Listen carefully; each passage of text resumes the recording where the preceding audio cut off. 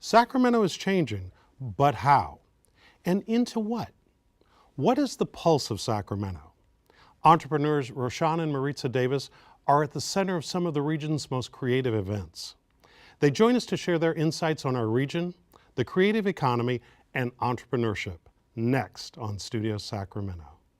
At Five Star Bank, we create thoughtful solutions to help the Capital Region thrive, from economic development and education to public health and safety, issues that are vitally important to Sacramento's prosperity.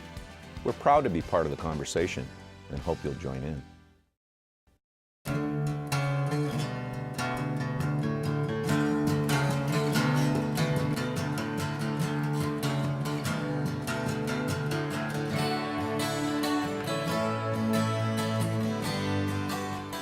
Maritza, what is happening in Sacramento that's so exciting? We're growing up. That's what I always say. Sacramento is going through this complete rebirth, and the pace is getting a little faster. Things are bubbling all over our city, and I always say it's like we were teenagers before, and now we're becoming adults and really comfortable in our own skin. So that's what's happening now. And this is different than, every other sort of supposed transformation that's taken place in Sacramento over the past 25 years? It feels different, And I always like to think, what are those other things that have been happening, before we came along? And we like to kind of look at those and say, all right, we're not a big part of it, we're just a part of the story, And so we like to think about the things that happened before and not pay respects to what happened before us, but then also take ownership of what we're doing now. Let's play a little game. That was then, this is now. Mm-hmm. So Sacramento before, big deal, and no offense to anyone, but the event was the Dixieland Jazz Jubilee. Mm-hmm. That was then. What's now? What's now?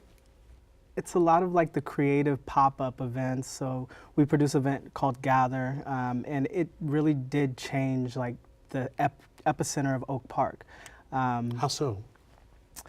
When we started, there were maybe 2 or 3 really prominent businesses in the area, and over the last 4 years, it's grown from 2 to 3 businesses to now 15 businesses. And what is it exactly? So Gather is our take on a dinner party in the middle of a street where we turn an urban area into a dining room table, and we say neighbors that eat together stay together. And we have food and entertainment, kids activities, and we just look to really bring a good party to the street. You shut down a street. We shut down a street, a whole city block. And is the purpose of events like that, is that sort of community building? Is it just to have fun? I mean, what's kind of the payoff for something like that? All of the above. It's community building, it's having fun, it's really showing off what our city has to offer on both the culinary side, on the creative side, even just the people around you, and what the energy is here right now. So that's why we created it. We wanted to create something that we wanted to go to, because we go to other cities and they have these really fun events, and you're like, where is this in our city? So let's just make it here. And was that kind of the inspiration behind Unseen Heroes in the first place? Because you have this name and it doesn't sound like, putting on events. Where does all this come from? Yeah, it's interesting how we came up with the name. We were watching the Emmys or something like that, and someone got up and they accepted their award, and they started naming off different people. And to us, it was who are these people? Who are they naming off? But it's one of those things you have to realize. Those are the unseen heroes that get them to that point. And so we always wanted to do that for our clients, do that for the city, and just push it forward in the ways that we see fit. Is Sacramento an unseen hero in some ways? I think so. I mean, we're the capital of California, and California is a massive economy with so much to offer, and I think people often forget that we're here because we're in between 2 major cities and a lot of other towns and cities that have a lot to offer. So I think we're an unseen hero, but I believe now we're becoming a little more seen, and it's getting pretty exciting for that. What's the signature event that you all think really embodies this change in Sacramento, this new day? Oh, go ahead. I think now it's almost like there's not just one anymore, which is a good thing. We're a multi-event city now where you can, if you love food, you can go to an event. If you love music, you can go to an event. If you love art, you can go to an event. Like which ones? Name a couple. Oh gosh, so music, I think of, what just happened this last week, Aftershock. So that seems like it always falls under the radar, but you have some major musicians like Ozzy Osbourne coming and Nine Inch Nails, and that. To Sacramento? Yes, yeah, and it's right in our backyards, So, and then you have different arts events all over. I think of things like Soul Collective just did a really amazing art show with a lot of Latina artists, and it got published all over New York Times and things of that nature. Yes, so it's things like that you can go to all these multi-events in your city. And recently, Dinner and Blanc happened, and that's usually an international event. So I think the best part of Sacramento is you can go to multiple things, whatever you like. Now I went to Dinner and Blanc, and when my wife and I first showed up, we were like blown away because we couldn't imagine that thousands of people dress up in all white clothes and like go on like this mystery hunt to find a location somewhere in Sacramento, and then they schlep around their own tables and chairs in order to have dinner. Yeah. When you talk about the concept of it, it sounds a little bit strange, but it worked. I mean, people seem to have a really great time. It's the experience, and that's something that we honed in on. When we first started, we really focused on the experience, and people want experiences. And so for us, we always want to create unforgettable experiences, whether it's, you'll never forget schlepping your stuff through the streets and not knowing the location, but coming upon the Memorial Auditorium where there's thousands of people doing the same thing. That's like something you'll never forget. And so for us, that's always been the case, is like we want to create these unforgettable experiences for people from the time they, even before they walk in the door, so that they always remember them. What is it that you all have learned by doing this work about the people of Sacramento that maybe they didn't realize about themselves? I think we have a lot of diversity here. I think people are wanting something to do. We have a great community full of families and those that are really passionate about our city. And I think that's the thing. People are proud to wear hats that say Sacramento. They're proud to wear t-shirts and bags and things of that nature. So there's a sense of civic pride all over Sacramento that I think was a little bit hidden in the past. And now when we go to events, people are just, I'm from Sacramento, I'm proud to be here. I'm, representing it somewhere on, their body. And that's incredible to me. Well, part of the thing that is, I'm trying to wrap my arms around, is you all bring together a lot of folks. You bring together business people and community people and artists and farmers and all that sort of thing. And some, historically, I'm old enough and have been here long enough to where some of the things that you all put together and it comes across as being cool wasn't cool back in the day. Sacramento didn't want to be associated with farming. Sacramento didn't want to be associated necessarily with even art. Yeah. And so, this creative economy that is being talked about, where does the intersection happen between all of these different things that's going on?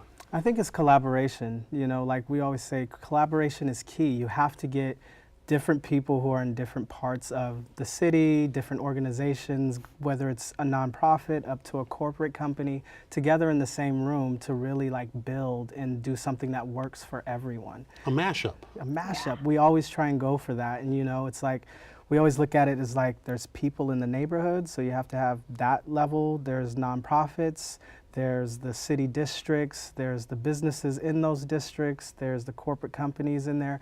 And so we always try and touch bases on all of those, because without that, you might have somebody over here doing something, but then without the communication over here, they don't even see it or they don't respect it.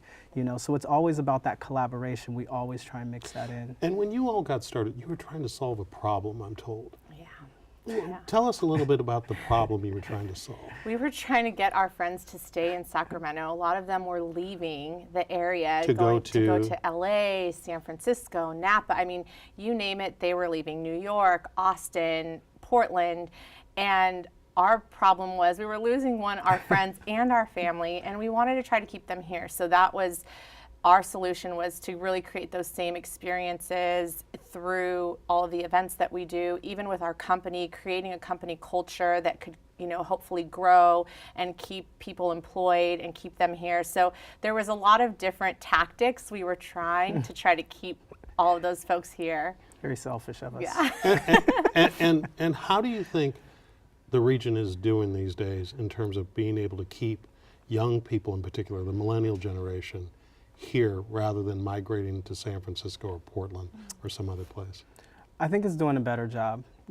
I think, there's always stuff that we could work on as a region, but I think people are waking up to the fact that, you know what, Sacramento is cool, and I can stay here and I can get the job that I want, or I can see an event that happens in New York and that kind of happens here in Sacramento. So people are wanting to stay now. Like one of our newest hires, she was here in high school, then she went off and went around the world, went to school in New York, in Barcelona, I believe, and then Stayed abroad in China. Yeah, stayed abroad in China, and now she's back here working with us. And she was like, my family's here, like all my friends are still here.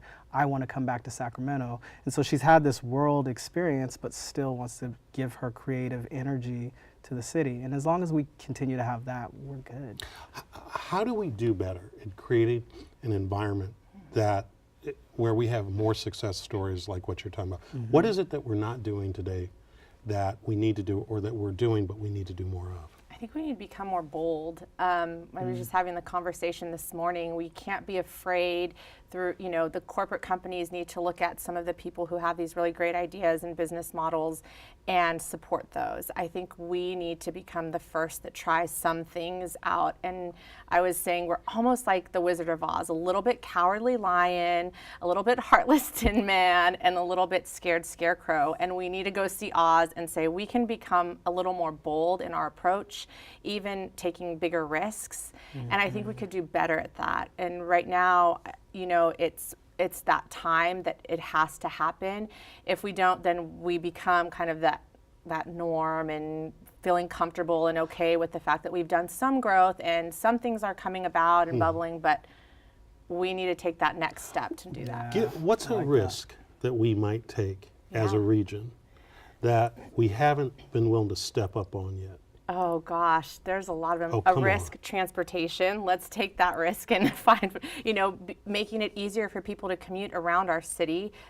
I know it's a huge risk and a lot of financials that need to go into it, but that would be amazing to happen and let people commute from one area to the other. I think also supporting a lot more small businesses would be a huge risk for the banks and for more corporate companies to support them through other, ways of mentoring, because there's a lot of really great ones here. Forgive me, but you two sound more like, Barry Broom from Greater Sacramento and the Chamber of Commerce than a couple of event promoters. This is really interesting. So it's bigger than events. It's bigger than events. Tell us about the other parts of the company. What else do you guys do? So we produce events. We also have a retail division that we launched, but it was based off of the events. So we started a concept called Good Street Food and Design Market over in Del Paso, and that was one. That's probably like where everyone kind of got who Unseen Heroes really was. We were working behind the scenes for so long before that, but that was the event where people walked in and they had that full experience and we were in control of it. Give us a sense of what that is. So we took over this empty warehouse, and it was the dirty, empty warehouse. Worst warehouse. And Maritza just, she looked and she was like, I think we have something here. And I'll be honest, I didn't really believe her at first, but I said, you know what, if you see it, we'll see it. And so we had to clean it out. There was just beds in there, just a bunch of just junk, and we cleaned it out, emptied it out. And then we created this retail experience, but we used local designers and makers. And so when people walked in, there was signage hanging, there was rows of like local makers and just good design. We're very design forward, and so we focus a lot on the design of it. And so when people walked in, it was just like you could see it on their face, just, oh my gosh, what is this, And that must be a great feeling for you. It is, because that's what we focus on. We focus on the experience, and so seeing that, it's just like, okay, it's working. So, from the Good Street Food and Design Market, we saw that there was a need, again, of people that didn't have retail space. And then on the other side, there was a lot of empty retail at the time, and there still is, you know, and so the developers make their money upstairs on the apartments, but so they'll let the bottom retail sit. Let's be nice to developers. Yeah, and no, it's good though, you know, it's like, but you have to understand that. We work with a lot of them. That's better. Yeah, Okay. Yeah, we And do so- love developers. With that though, you know, the retail can sit empty for a little longer, and so we said, well, why don't we come up with the concept that it's a pop-up concept where we can put something in there and it doesn't have to be permanent, and then when the right tenant comes along, you can put something in there. And so that's how our retail division was born. That's in Oak Park, right? Yep.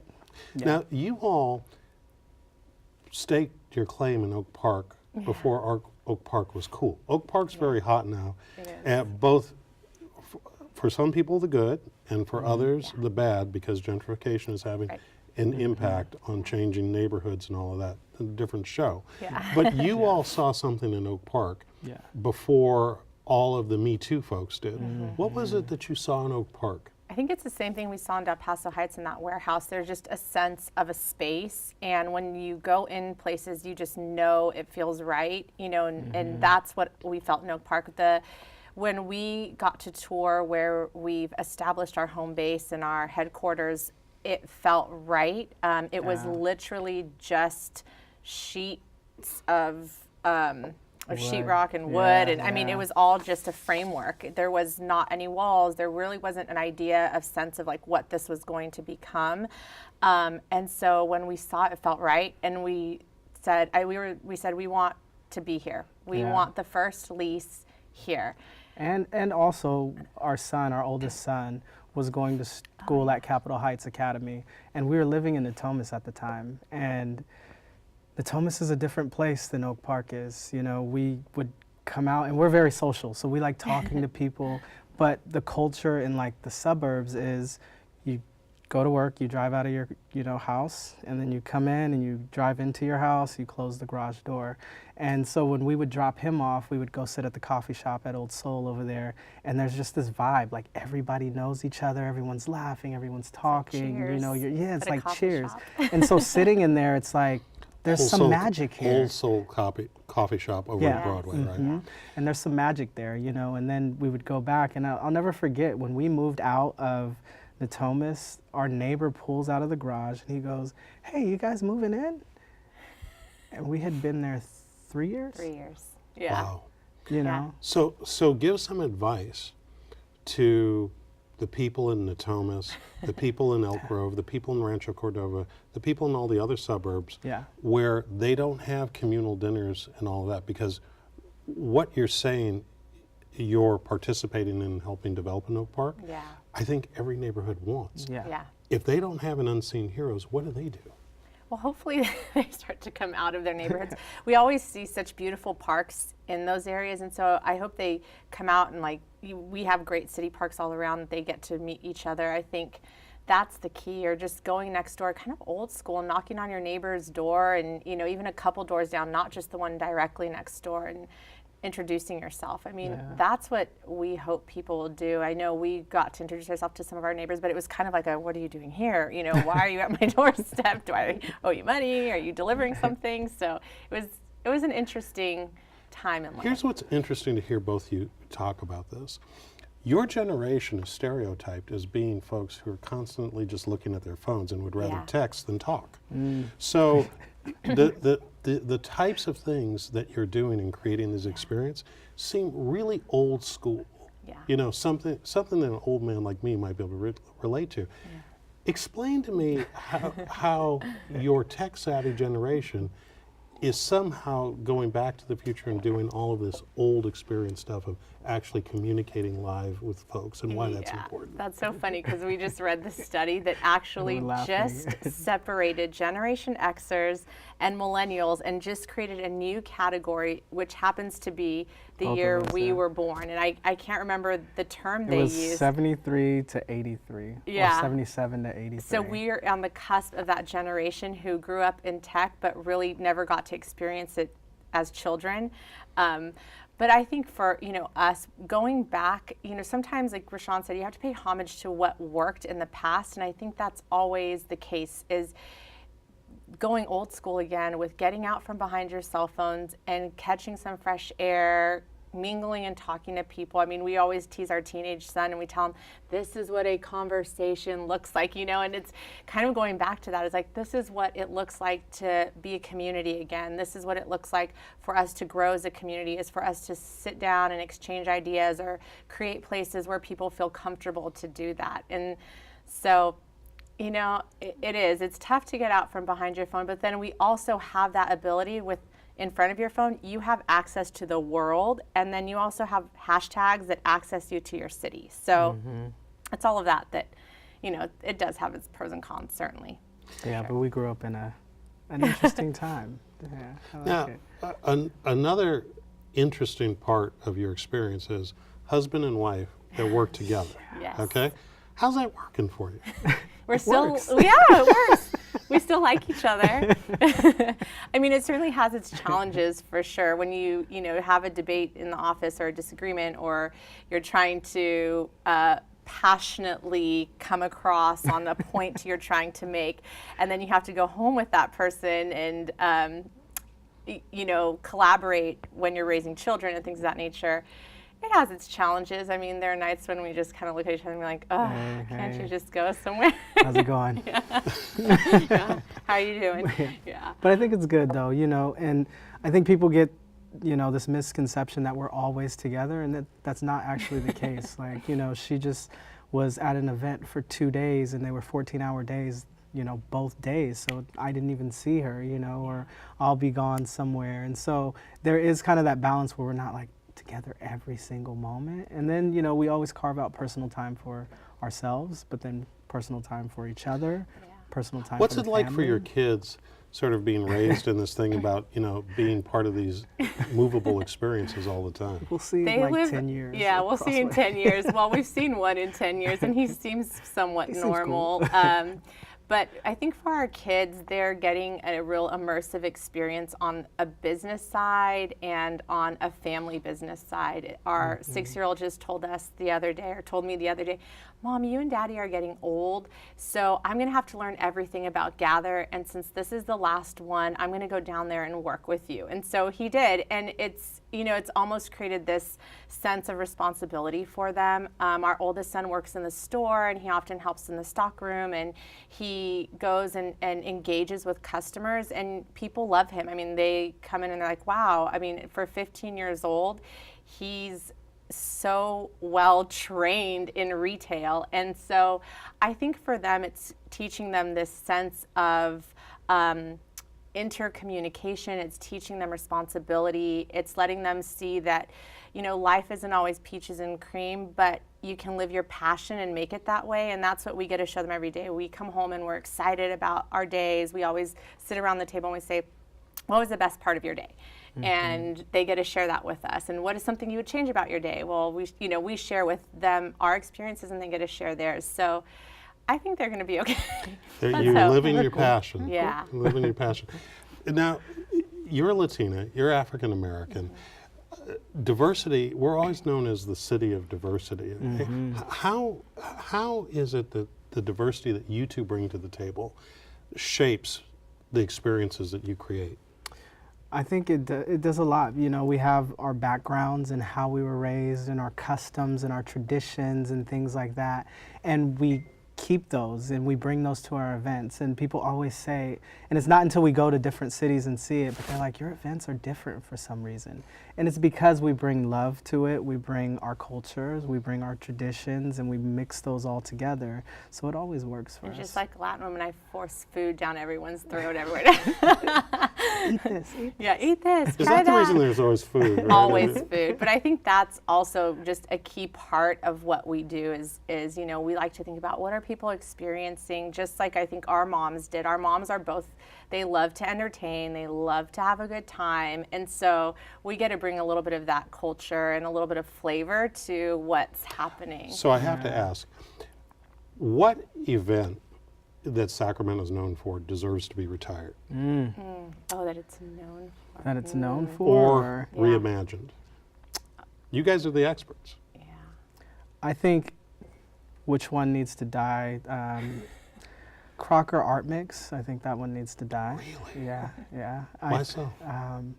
You know, it's just they have a way of co-opting the culture in not a natural way, and people see that. So I think it just needs to be it needs to die, and then maybe it can be reborn. Do you have one? Yeah. You know, I think a lot of the, well, for me, events that bring in people from different cities and try to almost impress their experiences. So I always think of the food truck events that like recently started to emerge from Off the Grid, which is in San Francisco. And though they're a great company there, we had that existing here. And I feel like those need to be, you know, reborn and reimagined and things of that nature. So, you know, seeing stuff like that where they think that that's not happening here or something cool isn't, and coming into our city, it was, you know, you just Behind the gun. Yeah, you're like, well, you're actually behind the gun. That's been happening already. So those are ones that, you know, I think of off the top of my head. Well, we're going to leave it there. Thank you both. Looking for forward to having us. you creating more great experiences within the region. Likewise. Thank you. And that's our show. Thanks to our guests and thanks to you for watching Studio Sacramento. I'm Scott Syphax. See you next time right here on KVIE.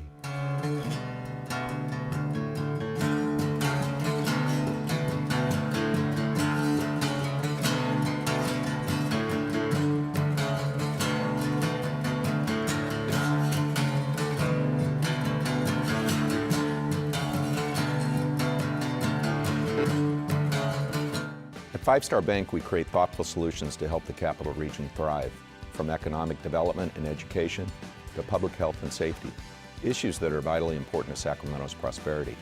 We're proud to be part of the conversation and hope you'll join in. All episodes of Studio Sacramento, along with other KVIE programs, are available to watch online at kvie.org/video.